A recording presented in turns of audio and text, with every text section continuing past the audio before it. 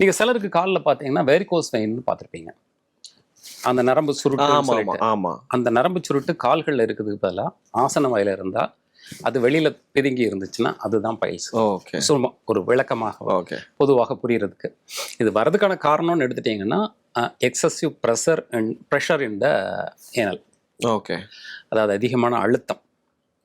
இன்னொன்று வந்து பார்த்தீங்கன்னா சப்போர்ட்டிவ் மசில்ஸ். அந்த இது வந்து பிதுங்கி வெளியில் வர்றதுக்கு, அதாவது அந்த ரத்த குழாய் வந்து வெளியேறி வர்றதுக்கு சப்போர்ட் சிஸ்டம், அதுக்கு பக்கத்தில் இருக்கக்கூடிய டிஷ்யூஸ்லாம் வீக் ஆயிடுச்சுனாலும் இந்த இது வெளியில் வரும். ஓகே, ஒன்று வந்து ப்ரெஷர், சப்போர்ட் சிஸ்டம் இல்லாதது அப்படிங்கிறது நம்ம சொல்லலாம்.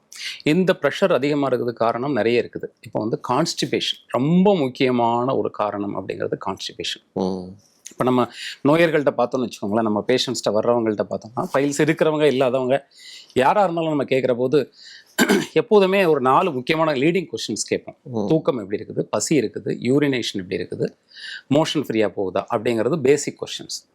இதில் அந்த 4வது கொஸ்டின் அந்த மோஷன் எப்படி போகுதுன்னு கேட்டாச்சுன்னா ஒன்று விட்டு ஒரு நாள் போகுது ஆனால் கிளியராக போயிடுதுங்க அப்படிம்பாங்க. ஸோ இது எல்லாம் தான் ப்ராப்ளம். ஒரு நாளைக்கு இது நம்ம என்ன சொல்லுவோம் அப்படின்னாச்சுன்னா, அதாவது கான்ஸ்டிபேஷன் இல்லாத நிலை அப்படின்னு இலக்கியங்களில் சொல்லப்பட்டிருக்கிறது. இன்றைய காலகட்டத்தில் இருக்கக்கூடிய ஆய்வுகள் என்ன சொல்லுது அப்படிங்கிறத வச்சு நம்ம சொல்லணும் அப்படின்னாச்சுன்னா, தூங்கி எழுந்து ஒரு அரை மணி நேரத்திற்குள்ளாக மலம் கழிய வேண்டும். 2வது நம்ம பாத்ரூம்குள்ளே போன உடனே, அதாவது அதை கழிப்பதற்காக உள்ளே போன உடனே 1.5 நிமிடத்திற்குள் முழுமையாக வெளியேறிட வேண்டும். யார் சார் இப்படி பண்றாங்க? மொபைல் எடுத்துட்டு போனா அரை மணி நேரம் உட்காந்துருக்காங்க சார். இதெல்லாம் அந்த மொபைல் சொல்றீங்க இல்லையா, அந்த மொபைல் எடுத்துட்டு போகும்போது எக்ஸசிவ் ப்ரெஷர், நான் சொன்ன மாதிரி அதிகமான அழுத்தம் அந்த இடத்துல ஏற்படுறது. இப்போ எல்லாமே வெஸ்டர்ன் டாய்லெட் தான், முன்னாடி இருக்கிற மாதிரி இந்தியன் டாய்லெட் கிடையாது.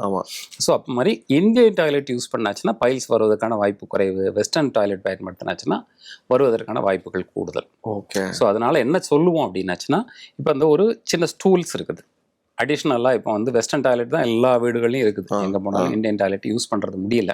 அந்த வெஸ்டர்ன் டாய்லெட்லேயே சைடில் சப்போர்ட்டிங்காக ஒரு ஸ்டூல் போட்டாச்சுன்னா அதுக்கு மேலே குந்தி இருந்து குக்கிடாசனம்னு சொல்லுவோம். உட்கார்ந்து, அதாவது தோப்புக்கரணம் போடும்போது கீழே முழுமையாக உட்கார்ந்த நிலையில தான் அந்த கழிவு நடக்கணும். அப்படி நடந்தால் தான் அந்த பைல்ஸ் வர்றது தடுக்கப்படும்.